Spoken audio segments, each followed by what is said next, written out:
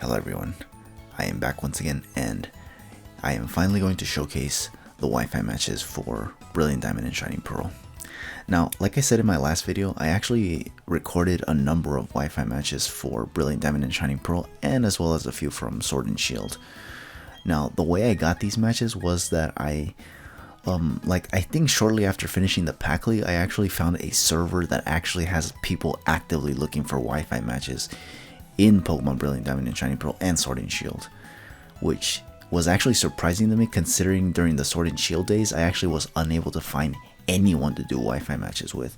In fact, the only people I actually had Wi-Fi matches in Sword and Shield were just a handful of members from Shofu's server and a few content creators as well. But that was about it. Since then I was not able to find any additional Wi-Fi matches, so I just kind of, just didn't do anything for a while.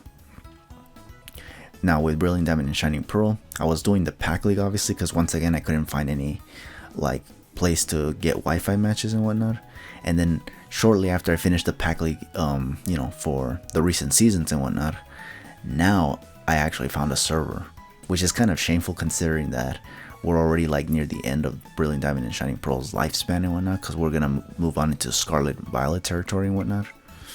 But yeah, either way, at least I finally started to get some form of Wi-Fi matches that are outside of Draft League for Brilliant Diamond and Shining Pearl, because I kind of wanted to do that honestly. But again, singles has been kind of dead ever since the 20-minute timer has come to our lives. It is what it is, obviously. But anyway, so here I'm gonna select my team anyway. My opponent, by the way, is actually gonna be Kingdean. I found them in the server that I mentioned previously, so yeah, we're gonna see how our first opponent handles us. And as you can see, my opponent has a pretty scary team, honestly. He has 3 priority attackers, which immediately tells me that I'm probably not gonna be able to put in work with Sharpedo, unfortunately. I brought him for this first match so I can actually put in work, but this team is definitely not gonna let me do anything with it, honestly, which is pretty lame, but it is what it is. So yeah, Honchkrow, Espion, Dragonite, Arcanine, Frostlass, and Hippowdon is what his team consists of, obviously. And for me, I have all of this basically: the Sharpedo, Clefable, Raikou, Tangrowth, Arcanine, and Flygon. This is a team that I just kind of made up on the fly. I was just trying to see what mons could possibly accommodate Sharpedo. I wasn't sure if it could or not, but it's just basically what came to mind, because I wanted to make sure that Sharpedo can actually do stuff, and not just get one-shotted basically and then just go down, obviously. But this guy's team, it almost feels like it was built to take down Sharpedo, honestly, with the amount of priority users he has. It's insane to me, honestly. But yeah, okay, so I finally decided my lead. As you saw, my lead is actually going to be Clefable. Now, I can only hope that this lead is not terrible for me as it has been in draft leagues, honestly, because I'm telling you, man, I don't know what is with me with leading terribly in Generation 8, but it's just been such a prevalent thing in this generation. It's pretty obnoxious at this point, actually. Thankfully for me, he doesn't end up leading with anything crazy. He just leads with Frostlass, which is an okay matchup for Clefable, I'd say. I can get damage off with Moonblast, or I can just set up the Stealth Rocks, honestly, which I do, obviously. He's going to try to go for T-Wave and thankfully miss, because if he got it off right there, I'd probably get paralyzed right away, honestly. In fact, this next Thunder Wave that this guy's going to go for is actually going to be a testament to my initial claim right now, because he is going to get the Thunder Wave off this time. And as you can see, I am going to immediately get paralyzed, which is, yeah, not necessarily surprising at this point, honestly. To make matters worse, this guy has Hex on this thing, so it's not only him abusing the RNG at this point, it's just literally him trying to capitalize off of it as well, which is insane to me, honestly. But yeah, thankfully I don't get paralyzed for this turn, and I actually get the at least some damage on this thing. However, what I'm going to do immediately right here is just switch into Raikou, because I kind of anticipated another Hex, given that this is almost a 2-hit KO basically on the Clefable. So I just wanted to take the Hex here and then try to scare him away by making him think that I'm going to try to go for the Shadow Ball. But what I'm actually going to go for instead is actually the Scald, because I was actually I was heavily anticipating the Hippowdon to come, and I felt like the Shadow Ball was just too obvious on Raikou. I didn't think going for Thunderbolt would be a good idea because he could switch in the Hippowdon. And even if I went for Shadow Ball for a middle ground play, I just kind of wanted to like catch his Hippowdon, honestly. Because, you know, Hippowdons are usually very bulky, so any damage I can get on that would usually be ideal. But yeah. Here he went for an Ice Beam after I went for the first Scald, obviously. And because he survived it, obviously. Or actually, I think he was faster, I don't remember. But he got an Ice Beam off, and obviously I had to take it down with 2 Scalds, obviously. Which was pretty terrible. So here, I do at least take out the Frostlass, honestly. Now here, I think he sends in the Hippowdon. I could be wrong. Might have been something else. So from the looks of it, it's going to be the Honchkrow, actually. Now this Honchkrow is threatening because I'm already weakened, so that Sucker Punch can definitely take me out, and then this Honchkrow will get a Moxie and put me in a tight situation, obviously. So I decided to just try to go for the Volt Switch anyways. Maybe he will not go for Sucker Punch, but unfortunately he definitely went for Sucker Punch. I was anticipating this, but I kind of didn't want to risk switching out and then him going for Brave Bird instead. The scary thing about Honchkrow is that Honchkrow is always one of those Pokemon that actually puts you in 50-50 situations, and every time you guess it wrong, you pay for it dearly, and it's terrible. The opponent obviously suffers from it if he misses out on the 50-50s, but that's the thing. It's not my opponent I care about, honestly. It's my own interest here that I care about because I'm the one that's trying to win this, obviously. But anyways, here I'm going to send out Arcanine because, you know, he got the Moxie boost, so I just sent in Arcanine just to get the Intimidate off. And possibly scare this thing away with E-Speed if he doesn't actually anticipate it already. Which I do go for the E-Speed, obviously, because obviously I'm not going to let this Honchkrow run house anyway.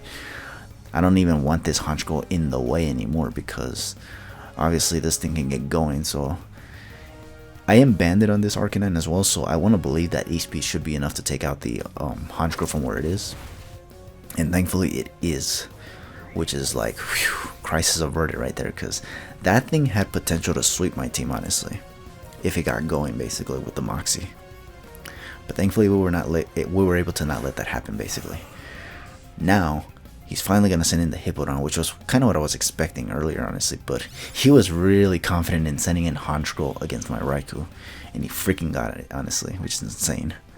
But yeah, now here I'm going to switch out, and I believe I go into Clefable just because I wanted to see how well would Clefable take an Earthquake, honestly.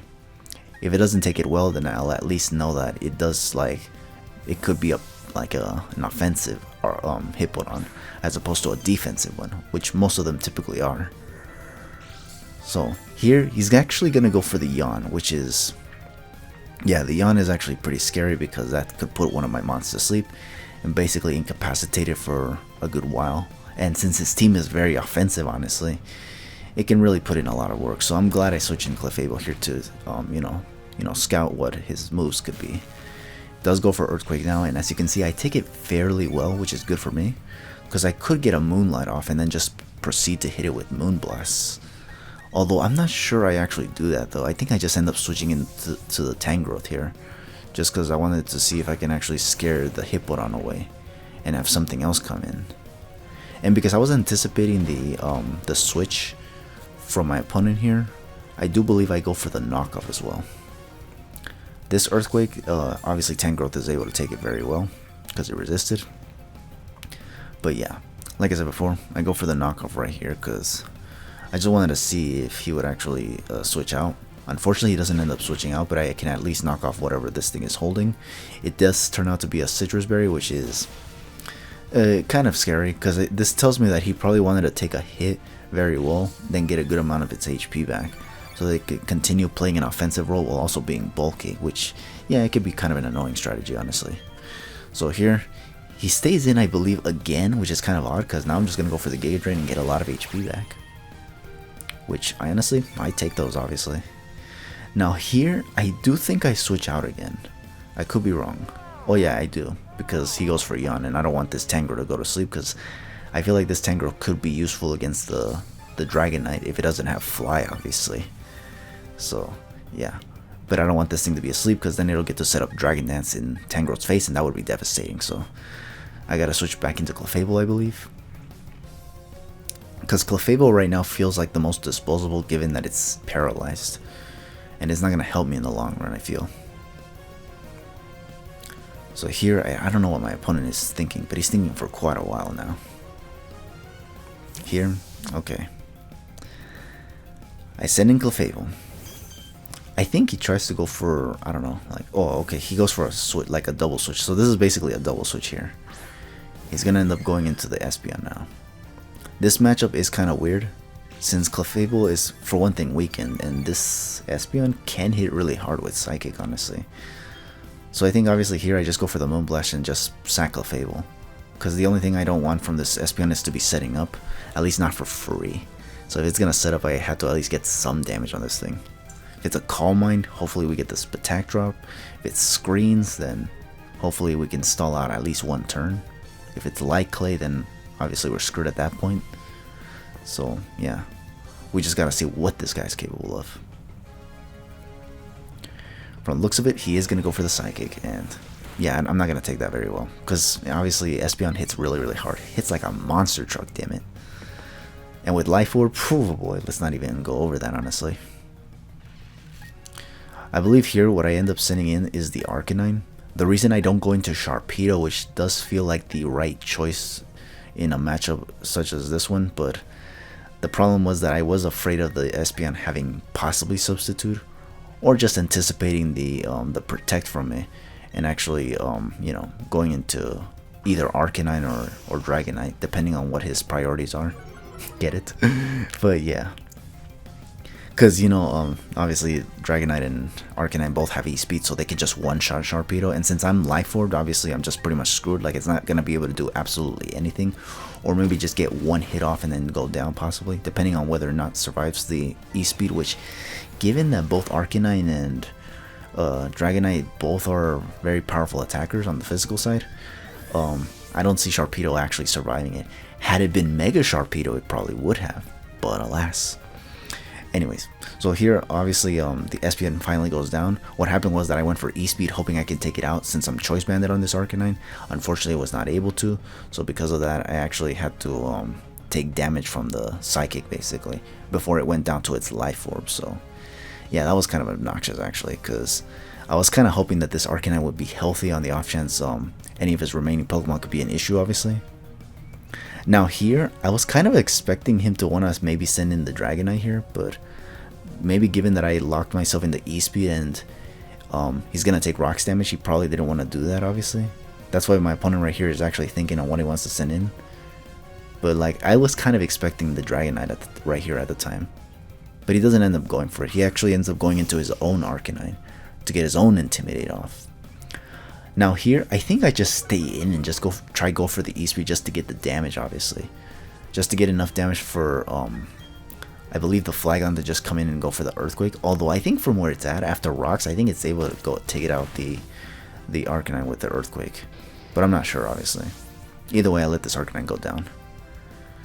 Does take Life Orb damage, so that only increases the chances of me being able to take out the Arcanine with Earthquake. So because of that, I just sent in the Flagon. I think had it not been Life Orb and not taken the Life Orb damage, that I might have actually not sent in Flagon, but I'm not really sure. But yeah, here we go. I'm just gonna go for Earthquake. This Flagon's pretty simple, honestly. Just attacks stuff and that's pretty much it, honestly. Just attacks things. I'm gonna go for the Earthquake, and he does go for the E-Speed, which is a 2-hit KO if he actually like survived whatever I went for. But thankfully he doesn't survive this Earthquake, so this Flagon is, from the looks of it, probably going to do work, unless this E-Speed from Dragonite actually has anything to say about it. But this thing is going to take Rocks damage as well, so no multi-skill. And I'm just going to go for the Dragon Claw, since I'm not, what's it called, like, choiced or anything like that. I actually, surprisingly enough, do survive the E-Speed. I'll be honest with you, I was expecting to go down to this E-Speed, but it actually didn't even come close to take me out. I actually survived with 8 HP as opposed to, like, I don't know, 2 or even 4. But yeah. And here, finally, the last Pokemon is going to be the Hippowdon. And obviously that's just going to go down to another Dragon Claw, so yeah. Unfortunately, we did not get the Sharpedo sweep here, but we got a Flagon sweep instead, which is kind of interesting. Honestly, I'm cool with Flygon. Like, I think it is kind of impressive that Flygon actually puts in work in a match. Because I think I've used Flygon before, but I don't really remember it doing much, honestly, in the match. So for it to do it so here, it's actually kind of interesting. But yeah, that's going to be the first match that I showcase for Brilliant Diamond Shining Pearl, obviously. There's going to be a few more that I can showcase before the release of Scarlet and Violet, like I mentioned before. But yeah, obviously that's only gonna depend on how, like, not lazy I feel, because remember what I mentioned about the whole well, actually I don't even know if I mentioned that or not, but basically the whole pack league stuff like kind of got me really tired. So like nowadays I just kind of want to rest, but I do want to showcase at least a few Wi-Fi matches from Brilliant Diamond and Shining Pearl before the release of Scarlet Violet, because I feel like people are gonna watch these matches less once those games come out. But yeah, so obviously, if you watched this match, thank you for watching. If you're looking forward to any of the matches that I have before the release of Scarlet Violet, stay tuned, obviously. But for now, just take it easy and have yourselves a good one.